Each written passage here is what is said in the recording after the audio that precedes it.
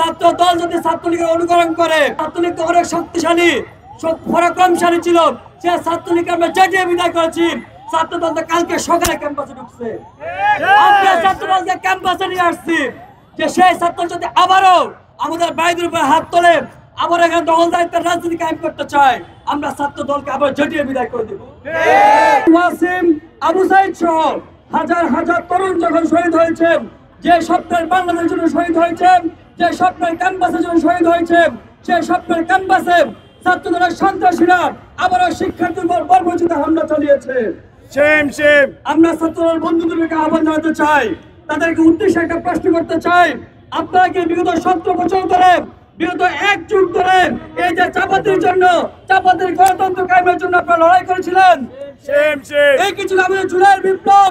এই কি ছিল শহীদ ওয়াসিমের স্বপ্নের বাংলাদেশ? এই কিছু আপনারা শুধু শুধু বলেন, শুধু আপনারা বলেন যে কাজের গরু কিতাব আছে, গোয়ালা নাই। আপনারা বলেন আমাদের শহীদ হয়েছে এতজন, 200 জন, 300 জন, 400 জন। আপনাদের কাছে শহীদ শুধু সংখ্যা মাত্র, কিন্তু যে শহীদ, যে স্বপ্ন নিয়ে জীবন দিয়েছিল, সেই স্বপ্নকে আপনারা রক্ত দিয়ে আমরা মুছে দিতে চাইছেন। ধিক্কার জানাই আপনাদেরকে।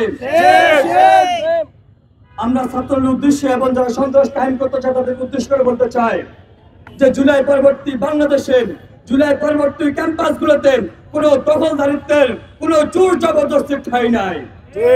আমরা বলতে চাই যে এই যে 24-এর বাংলাদেশ, এই যে 24-এর জুলাই বিপ্লব, সেটা সকল ইকুয়েশন চেঞ্জ করে দিয়েছে।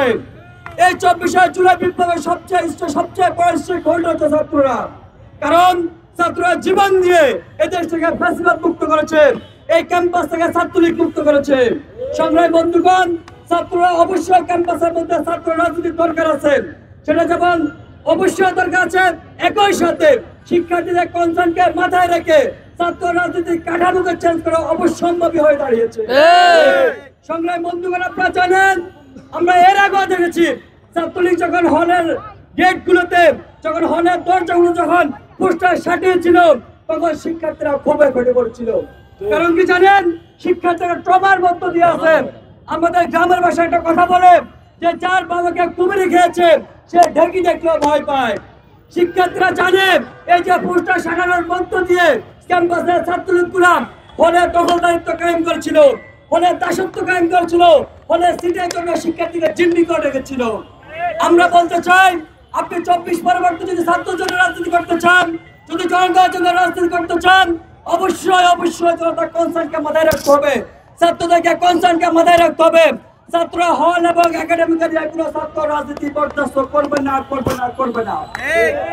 আমরা তাদের সাথে একাত্মতা পোষণ করে বলতে চাই, 24 অন্যতম স্টেক হোল্ডার ছাত্র যারা চায় না, আমরা সেটা চাই না, যারা জোর করে, জোর জবরদস্তি করে আমাদেরকে খাওয়ানোর চেষ্টা করে, তাদের পরিণতি আমরা দেখেছি ছাত্রলীগকে বিতরণ করার মধ্য দিয়ে।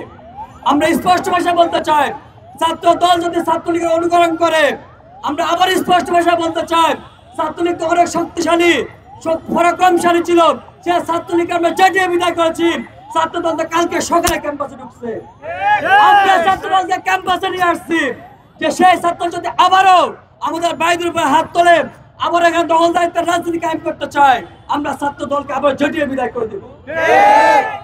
সংগ্রামী বন্ধুগণ, সবাইকে প্রতিরোধের আহ্বান জানিয়ে আমরা এটাকে প্রতিষ্ঠিত করতে দিতে চাই না, আমরা সবসময় প্রতিরোধ মুখর থাকবো। সবাইকে আহ্বান জানিয়ে আমার বক্তব্য শেষ করেছি।